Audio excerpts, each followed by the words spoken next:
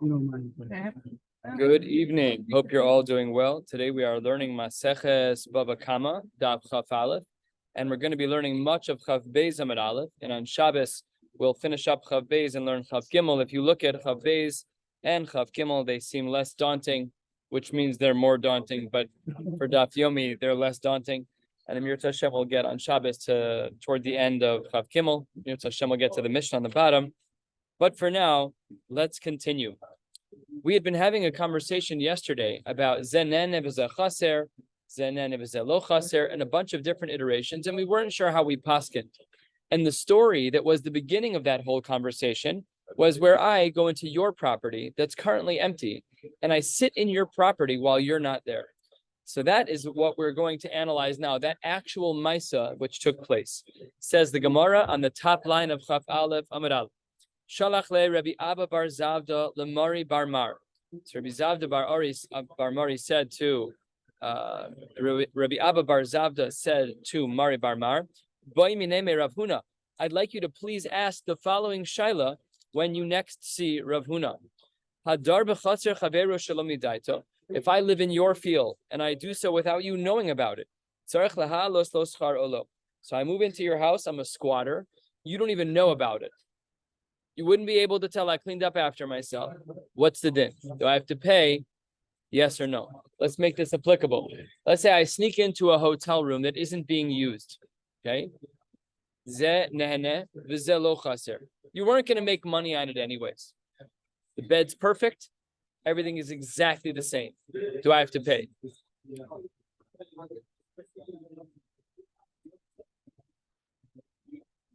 Assume I change nothing. I'm going to create the perfect scenario. Ladina, am I obligated to pay them? Let's say he's a Yiddish guy, he's Jewish, and there's an empty room that isn't being used, and I managed to get into, forget trespassing, just a vacuum shiur. Is zenen v'zeh lo chaser? Are you chayav or pater?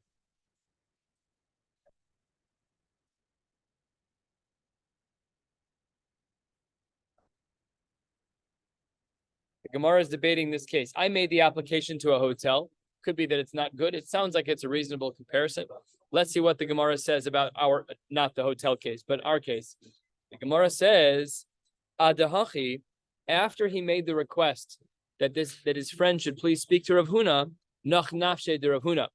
Rav Huna Nebuch had passed away in the interim, between the time the Shiloh was asked between the time he asked someone to ask Rav Huna and the time that the Shiloh was asked, Rav Huna died. Amarle Rabba bar Rav Huna, but his son Rabba knew what his father's shitas were. So what did he say? Hachi Amar Abba Mari Mishmei de Rav. My father said in the name of Rav, Eino tzarech laha los schar. He said two comments.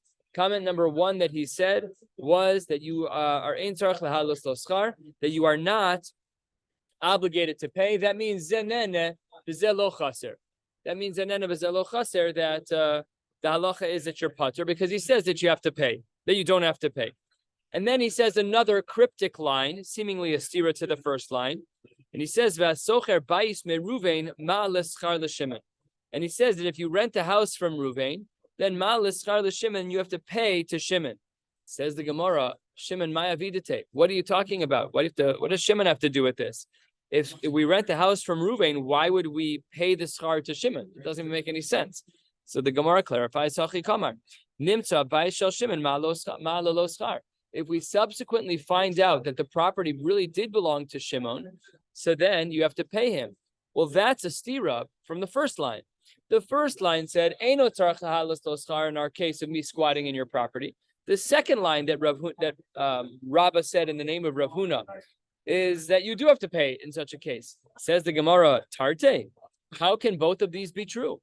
And the Gemara responds, because the cases are different cases. The backdrop is different. When in the second case where we say that we find out it's Shimon's, you have to pay him, that's because that property was kaima la'agra. He was planning on renting it out. And hadelo kaima la'agra, but in the case that we've been discussing over the last day, this case where I squatted in your property was a case specifically where you were not planning on renting out that property. You weren't going to make money anyways. That's our case of zenen v'zeh lo chaser. So the distinction that we're making is that in a case of zenene v'zelo chaser, you're pater. In a case of zenene v'ze chaser, then you're chayev. An easy divide. And similarly, we have this idea found elsewhere. Itmar nami, we're a fifth of the way down or so on Chaf Aleph Amar Aleph. Amar Rav Chia bar Avin Amar Rab, ve'amri la Amar Rav Chia bar Avin Amar Rav Huna. Same people involved, by the way, Rav Huna and Rab, all the same Masorah. That's why all the information is going to look very similar. Says the Gemara, Dar b'chatzer chaver shlamidaito eno tzarech lahalos lo schar, like we saw, and also this second line, which is, as we saw, cryptic, and then we answered it, which is v'asocher bais mibnei ha'ir ma leschar levailim, that if you rent a house from someone, you do need to pay. Says the Gemara, why would that be? You'd have to pay the bailim. Bailim may be the tayu. So the Gemara says, like we saw before, hachi kamar. Really, what's going on is nimtzu lo bailim, that really the property belonged to the bailim, then malam no schar. Asks the Gemara, tarte, these two things are a stira. And the Gemara responds, don't worry, hadakaime la'agra, hadalokaime la'agra. When do we say that when do we say that you're pater or chayiv? It depends. In a case of zenene v'zelo chaser, so in that case, you're going to be pater. That's me squatting in your property. But in the case of zenene v'ze chaser, if you are losing out, you were planning on renting out that property, you just didn't get around to it, so then you would have to pay. And again, third of the way down, Amar Rav Sechora, Amar Rav Huna, Amar Rab, Adar b'chatzer chaver shalom idaito, ein tzarech lahalos lo schar, but he gives a different reason. Earlier, we said that Rav / Rav Huna / Rabba, the son of Rav Huna, all said the same thing. That if I squat on your property, you don't have to pay. What did we say? The case was zenene v'zelo chaser. You weren't planning on renting it out anyway. I left the room with no damage. Shalom al Yisrael, you're pater. Here the Gemara throws in the heebie-jeebies and says there's actually another reason, or maybe a different reason, as to why you don't need to pay when you squat in someone's property. Says the pasuk shenemar u'she'iyah yukas sha'ar. She'iyah, Rashi points out. Take a look at Rashi, 8 lines down. Dibur hamaskol shenemar u'she'iyah yukas sha'ar. Shade. There's a demon. Sheshmo she'iyah. His name is She'iyah. And michtas sha'ar bayis she'ein b'nei adam darinbo. And when a house is left empty, so that's bad, and the shadim can cause damage. V'hilkach. Such a zis. What a nice guy. You squatted in my apartment. Thank you very much. You prevented the shadim from causing damage. That's what the Gemara says. Amar Mar Bar Ravashi, Lididi Chazili, Umingach Kitora. I actually witnessed what this shade looked like, and he was behaving like a wild animal. He was breaking things, sticking his horns into the drywall. A disaster. Rav Yosef Amar, Besa Meisva Yosef. There's a different benefit, which is that if I live in that house, I'm going to fix things up. If I see a little garbage on the floor, I'm going to pick it up. I see a little hole in the wall, I may spackle it. So if I'm living in your house, I might take a little bit of care of it. Now, for anyone who's ever stayed in an Airbnb, that might not be our hashkafa. It might not be the way we behave. It probably should be the way we behave. Always good to make a Kiddush Hashem instead of a Chilul Hashem. Nevertheless, he gives a variation of the answer to say, it's better that you lived in the house than not, because at least you'll take care of the house a little bit. My beinayu, what's the difference between the answer of, I'm protecting you from shadim, and the answer of, you might fix up the house while you're there? Says the Gemara, Ika beinayu, when the use of the house is in the middle. Tika mishtamesh be v'tzivi v'tivna. I'm using the house for wood and for straw, for storage. So on the one hand, that helps to get rid of the shadim, but because I'm not living in the house, I'm not going to fix anything up. I'm not looking at the details. I put my hay in there, my straw, I put my wood in there, and I move on. I'm using it as a shed, basically. So that's why the Gemara says there's a difference between them. We've now seen 3 distinct reasons why it is that if I squat in your property, under the circumstances of you not intending to collect money anyways, why we're pater. Answer number 1 is zenen v'zelo chaser pater. Answer number 2 is shadim. And answer number 3 is if I use it as storage. Whatever the reason may be, in the circumstances of zenen v'zelo chaser, the din is that you are pater from paying, and this is the din. The Gemara tells a story halfway down on Chaf Aleph Amud Aleph. The Gemara says, Hahu Gavra, there was a man. Debana apadna akilkalta diyasme. He built a mansion. The word apadna in Aramaic is a large house, and he built it akilkata diyasme. He built it on some type of garbage heap of some kind of a poor person. There's a golf course here in Chicago that's built on a garbage dump. It's a very clever usage of many, many years of stacking it up, and now it's this wavy golf course. They leveled it out with some dirt. Clever move. So what happened was that there were these Yisomim, and they had as a Yerusha this massive garbage dump, which may be worth something. And Agbe Rav Nachman la'apadne mine. Rav Nachman said, you've mistreated these people. You're living on their property. It's not right. So says the Gemara, Lema kasava Rav Nachman. Maybe Rav Nachman argues with Rav and Rav Huna and Rabba. Maybe hadar b'chatzer chavero shalomi daito tzarich lahalos lo schar. Oh, we see a dissenting opinion. We saw up until now that squatting is not necessarily mutter, but you're putter from paying. Now Rav Nachman is implying because he took away the rights of the owners of the mansion to live in the mansion until they square things up with the Yisomim. Perhaps that's because he holds that if I squat in your property, I'm chayiv. Says the Gemara, no. Hahu meikara, that piece of property was lived on by the Karmenoi Habudai Rebe. The Karmenoi were a group of people. They lived on this property. The Yave Luhu Liyasme, Davar Muat, and they paid a small monthly rent. Yeah, it's a garbage dump. You want to live here for a few $100 a month? No problem. But it's not because Sarach Lahalos Lo Schar in the case of Zen and of Zelo Chaser.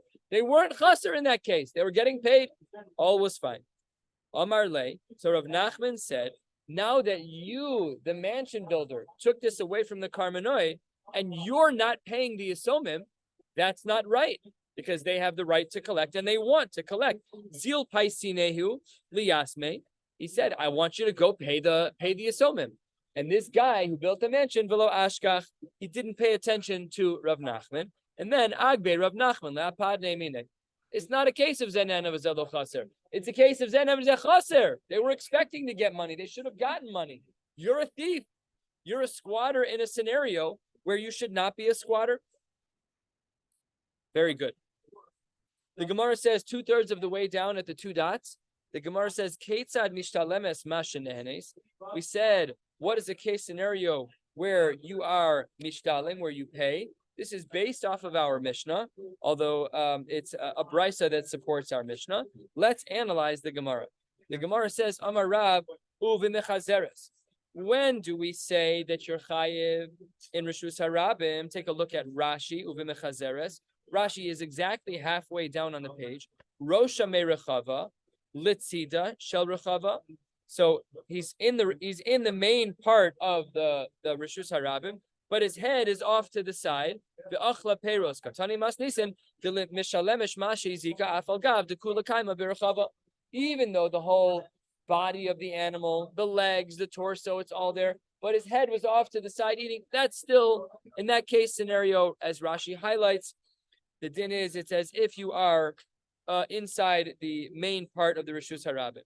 Ushmuel Amar afilu mechazeres nami pater. No, even if it's mechazeres, even if you're eating off to the side, you're going to be pater machlokes between Rav and Shmuel. Ula Shmuel, how then do you align yourself with the Mishnah that says that there is a time when you're in Rishus Harabim that you're chayiv? Says the Gemara, the Shmuel hechi mishkachas la demechayiv. Says the Gemara, kigon deshav kisal rechava, where the animal leaves the main part of the Rishus Harabim, and then ve'ozla bekama, it goes and it stands b'tzidei rechava, and then it eats. So that's really how Shmuel would answer it. So when it comes to the body being in the rechava with the head turned to the side, machlokes Rav and Shmuel. But when the body is standing exclusively in the tzidei harechava, so then Shmuel says you'd be chayiv in that case. Says the Gemara, 3/4 of the way down, some teach the din of mechazeres by itself, even unrelated to our Mishnah. When it comes to mechazeres, when an animal turns its head out of the main portion of the Rishus Harabim to the side, Rav Amar Chayebes, Shmuel Amar Ptura. Same question. Okay. How do you align yourself with the fact that the brisa seems to not agree with what you're saying? The brisa says that we have a case scenario where you have to pay whatever damages you caused in a Rishus Harabim setting. So the Gemara says, like we saw before, The same story twice, where Shmuel says that if the animal is exclusively standing in the side of the Rishus Harabim and consuming food, the din is that he's going to be chayiv. And the only machlokas, Rav and Shmuel, is when the animal's body is in the main part, in the rechava of the Rishus Harabim, and it turns its head to the side to eat from the side. Machlokas, Rav and Shmuel. Says the Gemara against Rav. We have a kasha. The Gemara says, Masiv Rav Nachman Bar Yitzchak, he asks a shaila from a brisa. Miftach hachanus mishalemes mashenenes. Mi pesach, excuse me. If an animal eats something from the opening of a store, so the halacha is mishalemes mashenenes. He has to pay whatever he benefits. Asks the Gemara, hechi mishkachasla. Pshita, it must be that it's bimechazeres, where the animal is standing in the main part of the Rishus Harabim, and its head is turned to the side. Vika Amar, what does Rav hold in such a case? Mashenehenes. But that's a problem because mashenehenes in, but mashehizika lo, that's only true for what you benefited from, but not for what you damaged, and that is not Rav Shita. So therefore, that's a sira on Rav. Says the Gemara, who mosiv lavahu mefarek la. The person who asked this question, which is Rav Nachman Bar Yitzchak, also answered it. Tekaima bekeren zavis. The store was located in a very unique place. Take a look at the picture that Rashi has drawn for us. If the animal was in the Mavui Gadol, and he walks straight toward the Mavui Katan, but he walks in line with one of the walls, and you own the corner store. So that's a little bit in the middle. It's not like you've really left the Rechava. You were in the middle of the main part of the Mavui Gadol, and as the animal started walking toward the Mavui Katan, where things taper, he bumped into a store. So that, says the Gemara, is not the same case, and therefore not akasha on Rav. Ika de Amre, there's another version still of the world of Mechazeres. The Gemara says 8 or 9 lines from the bottom of Chaf Aleph Amud Aleph. Mechazeres, when it comes to an animal standing in the Rechava, in the main part of the Rishus Harabim, and it turns its head to eat from the side, Rav and Shmuel do not argue there. Everyone agrees that it's mechayeves. Ki pligi, when are we arguing? The only time they have a machlokas is not by mechazeres. It's when I have, let's say I lived on a golf course. So my backyard and the public golf course, there's no fence between them. And I allow the last 5 feet of my backyard, which really is Rishus HaYachid, I utilize it as a Rishus Harabim. I let people put their golf bags there. I let them do chipping practice from there. So that's the case where we have a machlokes Rav and Shmuel. I'll read the answer again. When I set aside a part of my personal Rishus, the Rishus Harabim. The Hachi Itmar. And here's how we would understand this. Amarav lo shanu ele mechazeres.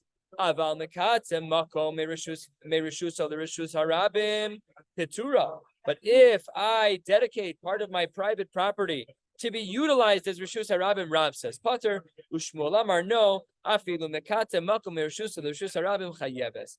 That the owner of an animal who would eat from there would be chayev. Says the Gemara, if that's true, perhaps we really have to re-understand the core of this machlokas Rav and Shmuel. And the Gemara says just a few lines before the end of the page, Lema, perhaps we should say, Bebor Birshuso Kamiflagi, that really the machlokas is about a boar that's found Birshus Hanizak. Says the Gemara, Rav de Omar Potter. Rav would say you're Potter. Why would Rav hold that if there's a boar in my Rishus that we'd be Potter? Chasavar Bor Birshuso Chayev. The Bor Birshuso is going to be Chayev, but here this case is a little bit different because you've dedicated it to be a Rishus Harabim. Masha'en kenu Shmuel de Amar Chayev. Shmuel, who really says that you're Chayev, what's going on here? Kasavar, really, Bor Birshuso is Pater, but over here, it really is functioning as a Rishus Harabim Birchava. So says the Gemara, maybe their machlokes is about Bor. The Gemara rejects this possibility on the lach line and says, Amar lach Rav, no. Le'olam emalach, really, I'll tell you that this isn't about Bor at all. I'll tell you lach be'alma that Bor Birshuso Pater. Maybe in general, that if there's a bor birshus hanizak, maybe the din is that you'd be pater. The shiny hacha, this case is different.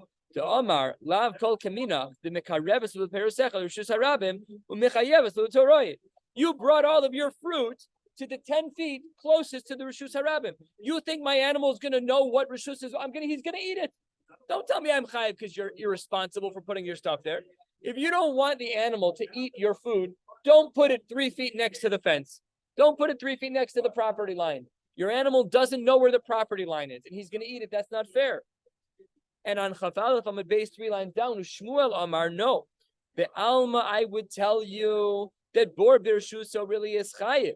The Bishlama Bor Ika Lemei Lavadaite. I could understand that maybe he wouldn't notice the boar. Maybe we can say that the owner, how could you say you don't even know about the fruit? You should know about the fruit. It's present. Everybody sees it. So says the Gemara, perhaps we should then say, Lema mechazeres tanoihi. Maybe we should say that mechazeres actually is a machlokes tanoim. First, we said it was a machlokes Rav and Shmuel. Then we said, no, everybody agrees it's chayeves. Now here's a third version. Maybe it's not a machlokes to Amoraim. Maybe it's even a machlokes to Noim. Ditanya. The Brisa writes as follows. If an animal eats from the main portion of a Rishus Harabim, Mishalemes Ma'ashenenes. The din is that the owner has to pay in whatever fashion in which his animal benefited. Mitzile Harachava. If the animal ate from the sides of the Rechava, so then Mishalemes Mashi Zika Rabbi Yehuda. Then he has to pay what he damaged, not just what he ate. That's the Shita Rabbi Meir Rabbi Yehuda. In contrast, Rabbi Yossi Rabbi Eliezer Omrim Ein Darka Lechol Ela Lehalech. It's not really normal to eat unless you're walking. To see what this means, says the Gemara, it doesn't seem like these shitas are so different. Where does an animal walk? Birachava, in the main part. So if that's true, it seems like Rabbi Yossi and Rabbi Eliezer is the same as the Tanakama. Ella, the Gemara suggests that perhaps mechazeres ika beinayu, that the difference between Rav Meir and Rabbi Yehuda on the one side and Rabbi Yossi and Rabbi Lazar on the other is the case of mechazeres, where an animal has its body in the rechava in the main part of the Rishus Harabim, but its head turns to the side and eats from the edges of the Rishus Harabim.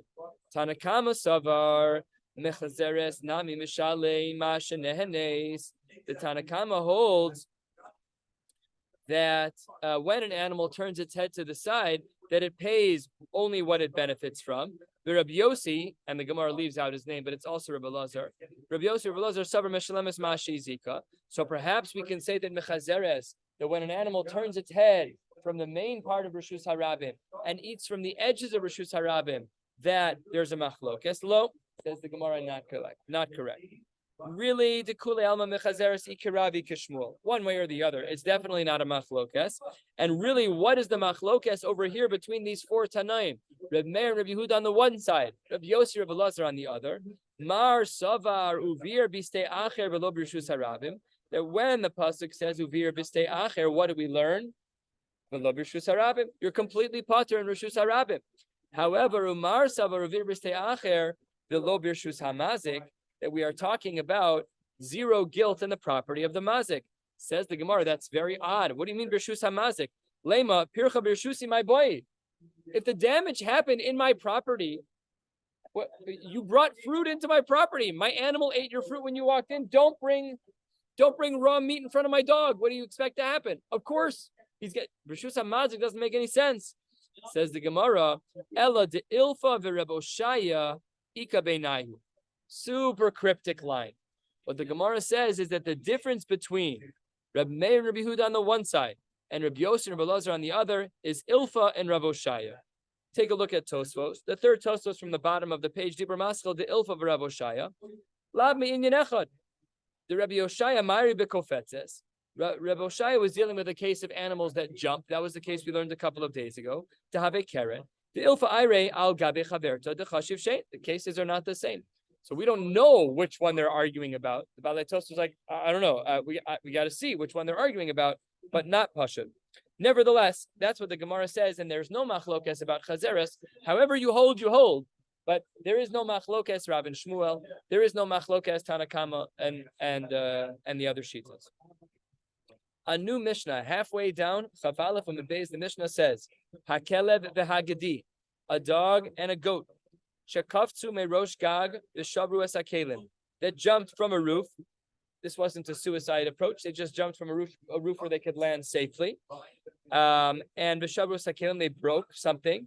The halacha is mishalim nezek shalim ibnei shein muadin. This is normal. Have you ever seen this animal, the ibex, that can climb the sides of mountains with the tiniest of ledges? These animals are jumpers. They do things all the time like that. So goats probably in the wild also do things like that. And so do dogs. Dogs jump down also. We'll see soon that dogs and goats jump differently. Dogs are a little more peckish. They're a little more hesitant. They scooch a little bit and then do one big jump. Goats are not like that. They do a full jump. We'll see that distinction later. The Mishnah continues. Third line of the Mishnah. Hakelev shenot al charara. We saw this. Hakelev goes over to a barbecue. He sees something being heated up and he's appealed by the thing. He grabs the basket with its teeth and v'halach the gadish, and he brings it over to a bale of hay. He eats the food inside the pan, and then v'hidli kagadish. What the dog didn't know, because he's a dog and doesn't know, is that there was a coal on the far side of the charara, and it lit a fire and burned a bale of hay. What's the halacha? Ala charara, on the food that he ate, mishalim nezek shalim. There, because the food that he ate, that's muad. You put food in front of a dog, he's gonna eat it. He doesn't care whose it is. He's gonna eat it. So there, nezek shalim is muad for that. Where is he not muad? He's not muad to light fires. Dogs aren't arsons. He didn't know what was going on, and therefore, b'ala gadish mishalim chatzi nezek. Very good. Says the Gemara, making a diuk on the ratio of our Mishnah. Taima de kafzu. In the beginning of our Mishnah, we said that the Caleb and the Gedi jumped, and we said that they're chayiv nezek shalim. The reason why they're chayiv nezek shalim is because kafzu is normal. Says the Gemara, hanaflu. But let's say they didn't jump. Let's say the animal fell. That's not normal, and therefore patur. And that makes sense within our logic, what we know about the world of nezek shalim. You're only chayiv nezek shalim when you're muad. An animal's not muad to fall, and if he falls, you're going to be patur. Alma, says the Gemara, as we enter into a very important shas sugya. We're going to start this sugya tonight and not. We are going to finish this one. Yeah, we'll finish this sugya. Sorry. Says the Gemara, Alma, what do we see from here? Kasavar tchilasu b'pshia v'sofa ba'ones patur. If really the dog's intention was pshia, really he was up there ready to do damage. And in the end, he didn't do damage because he was a poshea. He slipped and fell. He didn't really jump. He just fell. Says the Gemara, it seems, therefore, maybe we can infer from our Mishnah that in general, whereas tchilaso b'pshia v'sofa b'ones, if I started with poor intentions, but I did a bad job of executing my poor intentions, and then you cause damage, so patur. Tanya nami hachi, we have a brisa that supports this diuk from our Mishnah. The Gemara says 2/3 of the way down. 3 lines into the new Gemara. Tanya nami hachi, akel v'agdish shekafsu merosh hagag v'shavas kel mishal nezek shalem. Naflu pturin. Beautiful. Beautiful. Says the Gemara, this is a great raya for one shita. Hanicha leman da'amar tchilasu b'pshia bonus patur. This brisa is kaftor v'ferach, it's hand to glove, for the shita that holds that if you start with poor intentions and you only cause damage, be'ones, that you're patur. Let's say you're out you see your car, you're driving, you want to hit someone, and then you change your mind, but your brakes go out.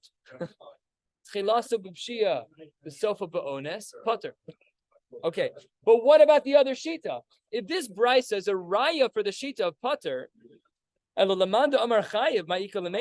how then would he view this case? Why would he say in this Mishnah that there's a diuk that you're patur? If you hold that chilas b'pshia v'sofa bonus is patur in general, then our Mishnah, which says that you're patur if you're nofel, why are you patur if you fall? Says the Gemara, kigon de mekarve kelim legabe kosel. It's a case where the kelim were not in a landing spot for an animal to jump. They were super close to the wall. They butted up against the wall. If somebody jumps, the odds are they're going to jump at a little bit of a distance. And therefore, the chikafzi b'kfitza lo nafle alay. With jumping, they wouldn't have fallen on the kelim. Ve'afilu tchilasa b'pshia leka. And therefore, it's not even pshia in the first case, because even if he was poshea to jump, his jumping never would have landed on the kelim. It's not tchilasa b'pshia, so he rewires the Mishnah to understand it according to his own shita. Amar of Zvid mishmei de Rabba. And the next layer of our Mishnah, and he adds this qualification: Pamim Shafilu nafal nami chayev. Shafilu naflo nami chayev. There's a case that even if a dog falls, they're also going to be chayev. That's not the diuk of our Mishnah. The diuk of our Mishnah, and we learned it according to both the shita of tchilasa b'pshia b'sofa b'ones pater and chayev. We learned it according to both. Says the Gemara, according to all of them, we're also going to have a case of chayev. Where is that? Mishkach asla b'kosel ra'ua. If the animal is standing on top of a wall that is ra'ua, a rickety, shaky wall. My nihu, says the Gemara, what's the case? Says the Gemara, di boile la'asuke daite de nafil arche. If what you're saying is that this wall is so unsturdy, it needs tuck pointing, it looks like a rock is going to fall. Well, I hear you, but sof lo nafal arche v'nafal inhu. A brick didn't fall, but the animal did. So then we're back to where we started. So that's the case we already discussed. So that can't be a case where you say that one who is nofel is going to be chayev. That if a dog falls, you're going to be chayev. Says the Gemara, lo tzricha bekosel sar. What are we talking about with a very thin wall? A wall that is not easy for an animal to stand on because of its narrowness. And that is the case scenario where one would be chayev. Says the Gemara, Tanu Rabbanan, 4 lines from the bottom. Hakele behagedi shedalgo mimata lamala. A dog or a goat that jumps from the ground up to a source, up to another landing. They are turin from damage. That's an abnormal move. Milamala lamata. If a dog or a goat jump from a higher location to a lower one and they break kalim, chayovim. In contrast, Adam v'tarnagol shadalgu ben milamala ben milamata ben milamala lamata ben milamata lamala chayavim. By an animal, by fowl, you're always going to be chayav. Both are normal. This is you go into a gym, you'll see people doing box jumps. We're jumping from a low to high, and we also jump from high to low. We jump downstairs all the time. So says the Gemara, well, we're muad la'olam, we don't count, but the tarnagol is also considered muad. So you're chayavim. Says the Gemara. Great, that's very clean. I see your distinction between, on the one side, the Kelev and the Gedi, where they're only considered muad jumping down but not up, and that by Adam and Tarnagol we're always muad. Got it. But turning to the top of Chavbeis Amar Aleph Tanya, we have a brisa that disagrees with something that we've learned. Hakelev ve'agedi shedalgo ben milamala lemata ben milamata lemala pturin. This is very different than what we just learned. On the bottom of Chaf Aleph Amud Beis, we learned that if an animal jumps up and damages putter, but if an animal jumps down, they're chayav. What do we see here? Top line: Bein milamala lamata, bein milamata lamala pturin. There is no muad by these animals jumping up and damaging. Says the Gemara. How do we answer this? Tir Gemara Papa te apich mepa. These animals didn't jump like they normally jump. The dog jumped like the gedi. And the Gedi jumped like a dog. What does this mean?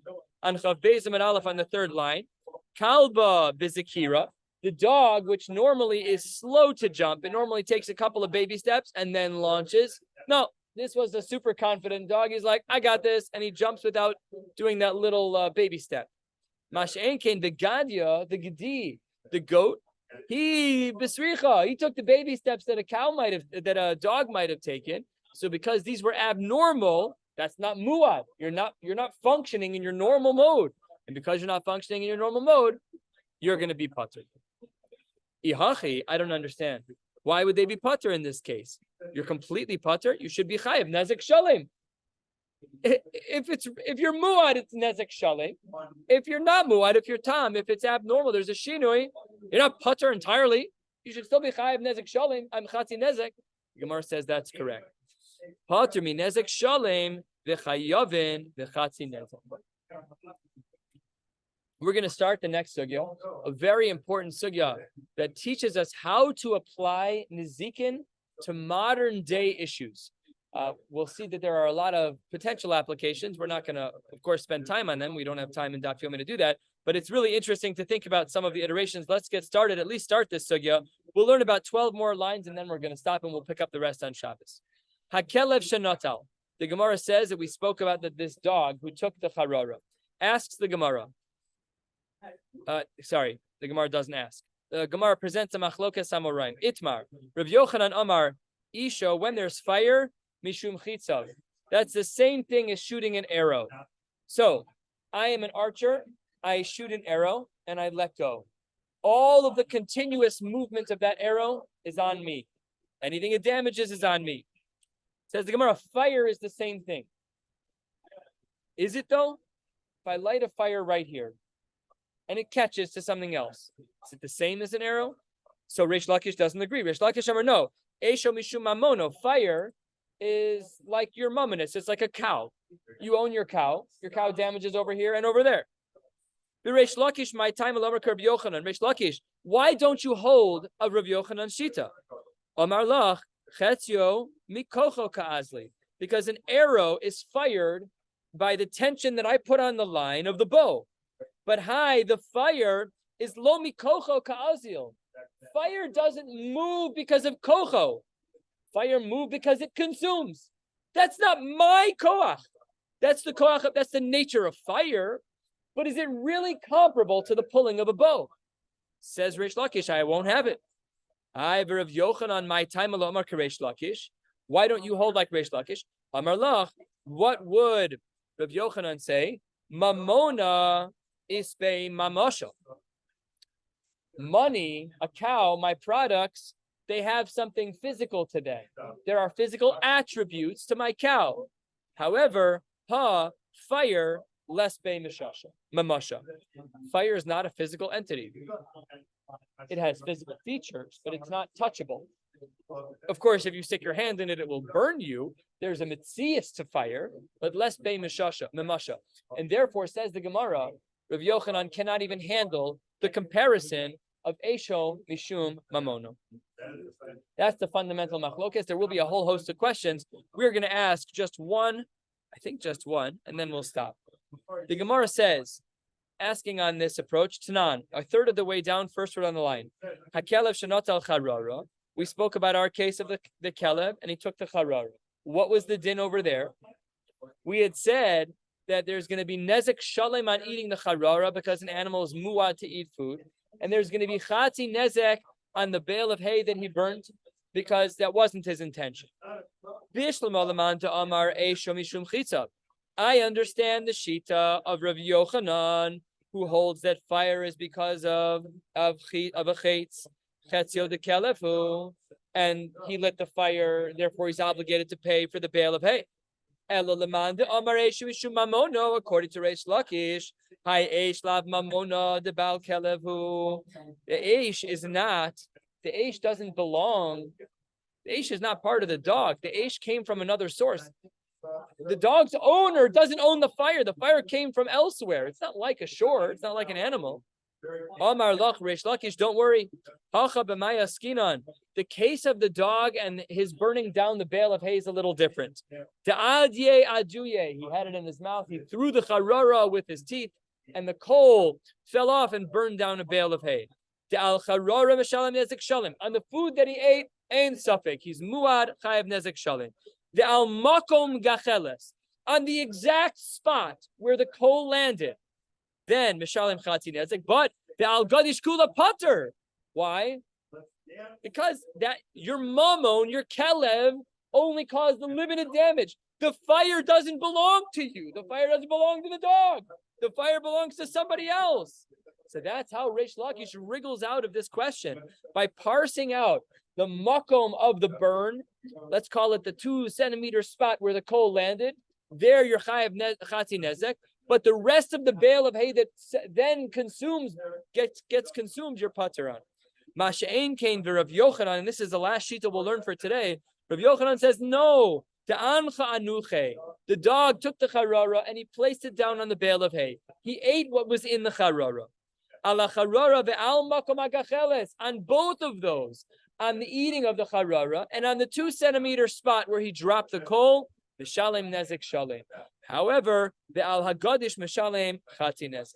And when it comes to the rest of the bale of hay, he's chayav to pay chati nezek.